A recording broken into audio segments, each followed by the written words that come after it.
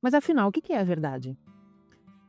A provocação que eu quero trazer pra gente é o seguinte: a sua equipe fala a verdade de boa, assim, pra você, espontaneamente? Chega em você e fala assim: "Eu preciso te contar uma coisa, eu preciso te falar alguma coisa que pode impactar o resultado", ou, sei lá, o clima da equipe, ou até, né, a marca, a própria instituição, né, a própria organização pode atrapalhar ou causar algum tipo de prejuízo.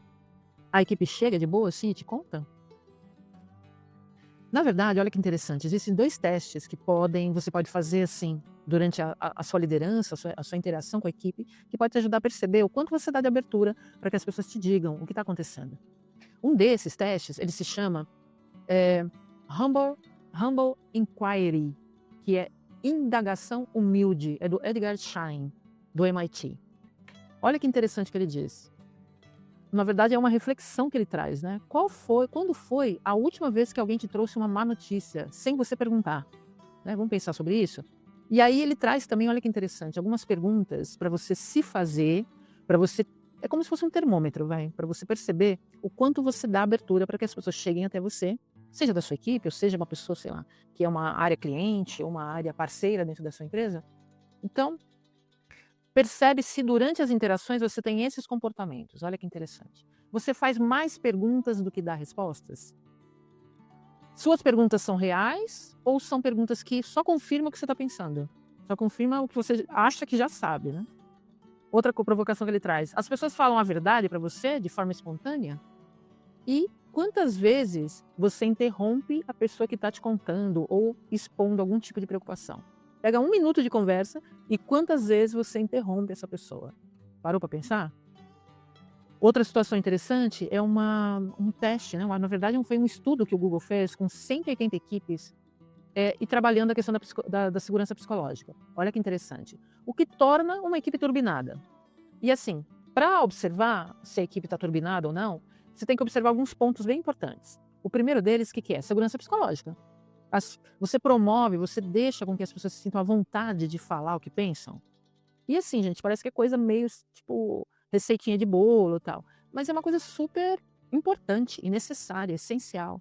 As pessoas sentirem que elas podem ali durante a conversa contigo, ela sentir que não vai ser julgada, ela sentir que não vai sofrer retaliação, que aquilo que ela está contando é algo que está sendo ouvido de fato, né. Outra situação é a confiabilidade, a confiança. A sua fala é aderente àquilo que você faz de fato, né.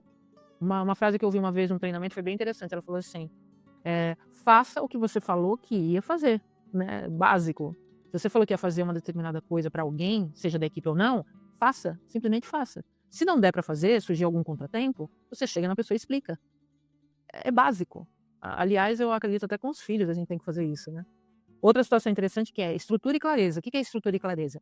A equipe precisa saber qual é o papel dela, qual é o papel de cada pessoa. Por que que você está nessa posição, por que que você tem essas atribuições e por que que você tem essas responsabilidades, e como elas impactam nos outros.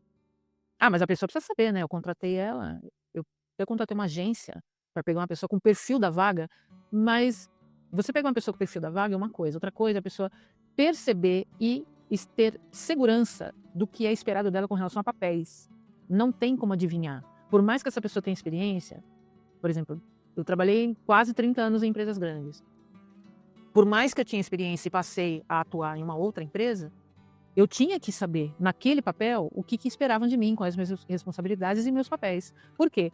Por mais que o cargo seja o mesmo, a cultura da empresa, os processos, o que pedem para você é diferente. Então é necessário que se tenha uma orientação.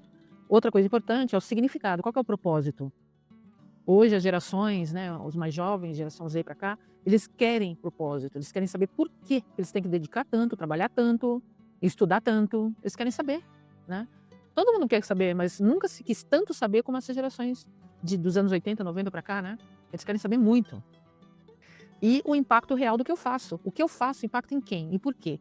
Você mostra regularmente os resultados para a equipe? Você fala assim: "Pessoal, ó, resultado do mês passado, olha os resultados que a gente conseguiu. A gente esteve 0,5% melhor que o mês passado". Poxa, já é um ganho. Comemore as pequenas conquistas, né, isso é importante. Aliás, eu ouvia muito de um gestor meu, numa grande empresa de telecomunicações: "Comemore os pequenos passos". É a partir do primeiro passo que a gente anda milhas. Então, comemore, né. Qual que é o impacto real do que eu faço? E a escutativa não é só o silêncio e a pessoa tá falando e você tá em silêncio olhando pra cara dela, com cara de paisagem e ela falando. Não, é fazer a outra pessoa acreditar que você realmente está ouvindo o que ela tá falando. Por isso que precisa dar sinais, né, de escuta. "Nossa, então você tá querendo me dizer isso? Então isso você trouxe essa informação?" É que nem se você estivesse dando um feedback ali, um retorno de escuta. "É isso que eu tô entendendo? É isso que eu tô ouvindo?" Não no sentido de, acusar ou julgar a pessoa, mas no sentido de: "Eu tô entendendo? É isso que realmente a mensagem que você quis passar?" Né, isso daí é básico também na relação de comunicação de uma liderança com os liderados, né, e com áreas. É uma habilidade, não é personalidade. Isso você treina a escutar, você treina a devolver o que você está escutando, né. E aí uma dica para você na próxima conversa difícil: faça 2 perguntas a mais, quando a pessoa está te contando algo, faça 2 perguntas a mais antes de dar qualquer opinião. Por quê? Se você fizer 2, 3 perguntas enquanto a pessoa conta alguma coisa, e essas perguntas se fundamentam no seu entendimento e com olhar empático, com escuta empática, né, deixa eu tentar olhar da perspectiva dela. Você tem uma devolutiva mais rica, mais produtiva e estabelece mais confiança, né. E se pergunte daqui para frente: a sua equipe te fala a verdade de forma espontânea? Qual foi a última vez?